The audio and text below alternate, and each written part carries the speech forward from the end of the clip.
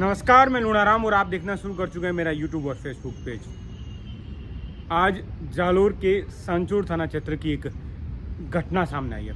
दो नाबालिग लड़कियों का शव संदिग्ध परिस्थितियों में नर्मदा मुख्य कैनाल में मिले हैं। दोनों शवों को राजकीय अस्पताल की मोर्चरी में रखवा दिया गया है और उसके साथ ही पूरे मामले को लेकर पुलिस ने जांच शुरू कर दी है। परिजनों ने जो FIR दर्ज कराई है वो FIR में संगीन आरोप लगाए गए हैं। 4 लोगों के खिलाफ नामजद FIR है और उसके साथ ही पुलिस ने FIR दर्ज करने के साथ ही बताया जा रहा है कि पुलिस ने 3 आरोपियों को दस्तयाब भी कर लिया है। पूरा मामला क्या आपको बताते हैं। दोनों युवतियां, जिसमें एक 12वीं कक्षा की छात्रा थी और दूसरी है वो 9वीं कक्षा की छात्रा थी, और दोनों आपस में रिश्ते में बहने लगती है, दूर के रिश्ते में।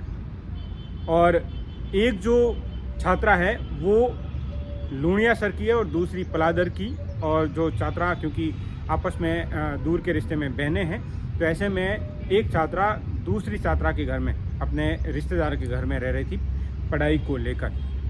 24 अप्रैल को रात में वो दोनों अपने घर से गायब हो जाती हैं। सुबह के करीब परिजनों को पता लगता है कि दोनों जो नाबालिग लड़कियां हैं वो घर से लापता है और आखिर कहाँ गई है पता नहीं है। उसके बाद में परिजन खोजबीन शुरू करते हैं, तलाश शुरू करते हैं, और तलाश करने के साथ ही रिश्तेदारों को पूछते हैं, इधर उधर पूरे गांव में पता लगता है, लेकिन लड़कियों का कोई सुराग हाथ नहीं लगता। जिसके बाद उसी गांव में कुछ जो है वो ठेकेदारी का काम चल रहा है पाइपलाइन को लेकर, उन युवकों पर शक जाता है और उसके बाद में कुछ लोग हैं वो उनसे पूछताछ करते हैं, जिसके बाद में पुलिस को इस पूरे घटना को लेकर जानकारी दी जाती है। पुलिस है वो बताया जा रहा है कि जैसे ही परिजनों ने FIR दी, क्योंकि FIR में संगीन जो है वो आरोप लगाए गए हैं, और आरोप में ये लगाया गया है कि दोनों लड़कियों का अपहरण किया गया और उसके साथ में कोई गलत कहते हैं कि कुछ भी कोई भी घटना हो सकती है उसका संदेशा जताया है।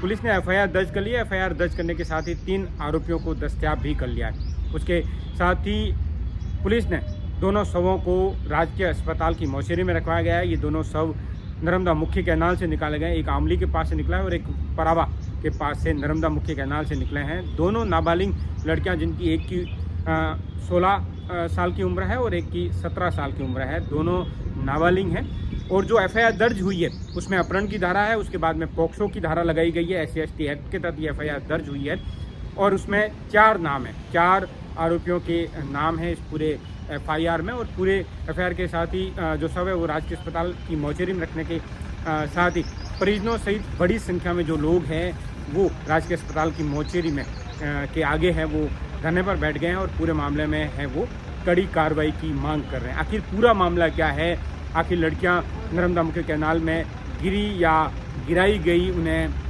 उसके अंदर डाला गया वो, या उन्होंने आत्महत्या की, क्या आखिर इसके पीछे की वजह क्या है, आखिर सच क्या है पूरी घटना का, उसको लेकर है वो पुलिस अब जांच कर रही है। पुलिस के आला अधिकारी जो है वो भी मौके पर हैं और परिजनों से समझाइश भी कर रहे हैं, लेकिन परिजन है कि वो पूरी मामले में कड़ी कार्रवाई की मांग पर अड़े हुए हैं।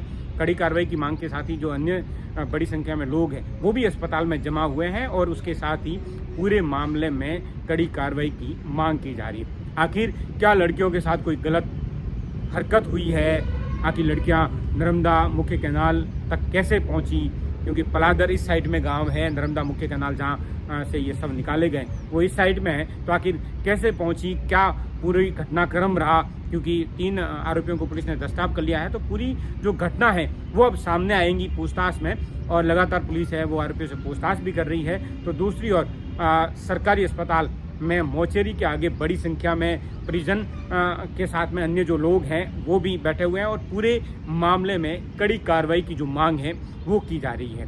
तो मैं आपका साथी लूणाराम, जालोर।